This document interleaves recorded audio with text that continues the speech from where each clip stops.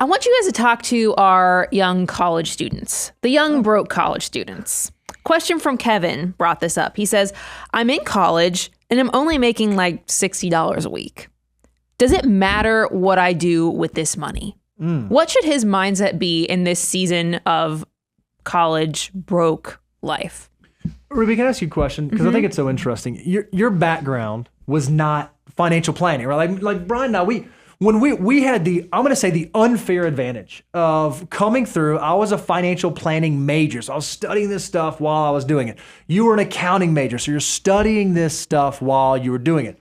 For someone who's coming through college, not studying that, is this a common thought? Like when you were back in school, were you just thinking, what was the mindset, right? Like, I've got plenty of time. I would say generally, like my peers, and like this was not even a thought. So I do like commend him for even like being here and asking this question, first of all, because it's kind of like, this will let me go and get coffees with my friends or something. Like that's honestly kind of the mentality, right?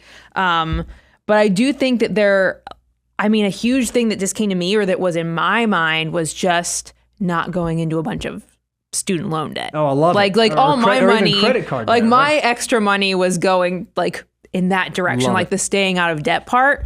So I obviously I don't know Kevin's situation, but like that was my first thought about the mentality about being a college student and a financial mutant. So one of the things, there's this thought of, okay, well, I don't really need to think about the future. So long as I can just make ends meet right now, I'm okay. But I didn't know about the beauty of compounding interest. I didn't have our wealth multiplier deliverable. Maybe we can throw that up on the screen. So I am curious to see what you guys will say to him, because this is a very unique time of life. But like, once you are armed with that knowledge of what your money can do for you, how does that change it? Because like, shoot, $60 when you're 19, that could go a long way. So now the question to you, Brian, you have a college-age student who you are currently talking to, and like when she calls and says, "Hey, Dad, I've got $60. Does it matter? What guidance should you give her? I even think there's a benefit there because she has me as a father, whereas I want to take it back to where Kevin's question is, because I was Kevin. I graduated college. I didn't have student loan debt because I had a lot of scholarships and things like that. However, I didn't have cash. I think because of all my I got some graduation checks when I graduated college. My net worth would have effectively been $1,500, and I used that to put down on that Mazda 60. Yeah, well, I used that to put down on the Mazda 626. That was my first purchase with the car, so I could get to the job. So I had absolutely zero investments. I remember, I still have a friend from college. He's still a friend. I'm noticing a trend. I keep up with people. Yeah, that's it. You're good at building that community. I was so impressed because his father was an accountant. I met him in the accounting program, and I was amazed to find out he had like, I can't remember if it was $5,000 or $10,000. I was like, this kid is rich, because his family has already got him saving and investing, and I felt so behind because I didn't know how to do that. I didn't, and what I wanted to share with Kevin is that first, don't let this stuff panic you. As a college student, you're going to be okay. There's going to be plenty of time and opportunity to make money. Here's what I would encourage you to do first, and then I'll bring this back to the financial stuff. I was a knucklehead in the fact that I had nobody in my background whispering to me about how to make the most of college, like on the summers and so forth. Because I just got on to my daughter about this, is because everybody's always amazed when I explain all the jobs I had in college. As I was a plumber's apprentice, I was a lifeguard. Everybody knows I drove a school bus all through that was my on-campus job. But I was also a substitute teacher when I came home for the holidays. I'm probably missing, I worked at Hardee's. I mean, and everybody's like, man, it's great. You were an every person. You did all these jobs. But I'm like, what a knucklehead I was that I did nothing in my major, though. Because I didn't even know. None of those helped with tax returns. Internship. What the heck is an internship? I don't even know what that is, because nobody in my background had ever gone through accounting. I'm shocked that I even got into public accounting, because I had my resume wouldn't have been the resume that stood out, because I had, like, who cares that you're a lifeguard at Dancing Waters and Delta baggage guy.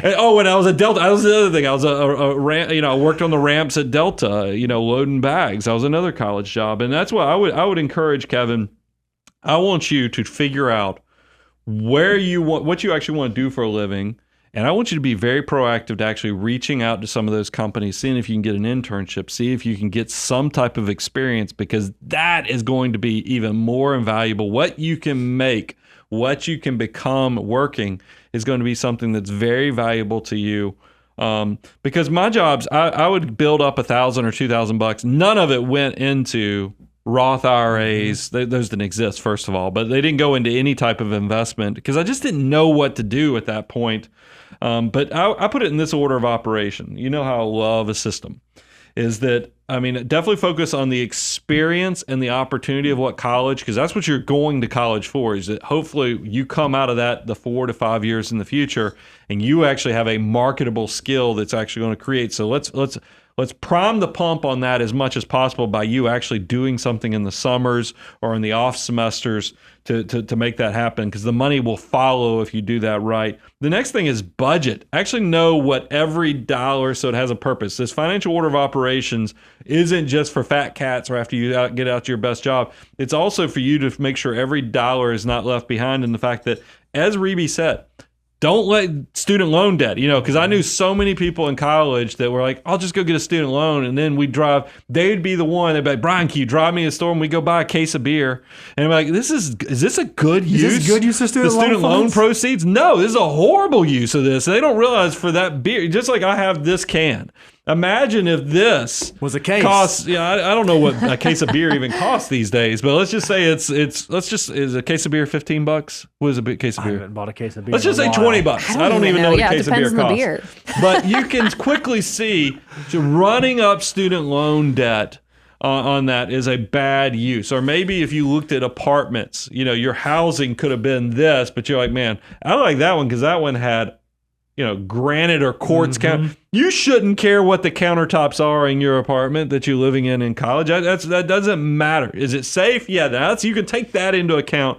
But I want you to be very purposeful. Avoid the student loan debt now, and then think about how you're going to live your campus life. And if there's any money that goes into that budget that you're like, okay, I see enough squeeze room that I could put $500 into a custodial Roth because I'm working part-time, or a regular Roth because you're over 18. I was thinking about my daughter.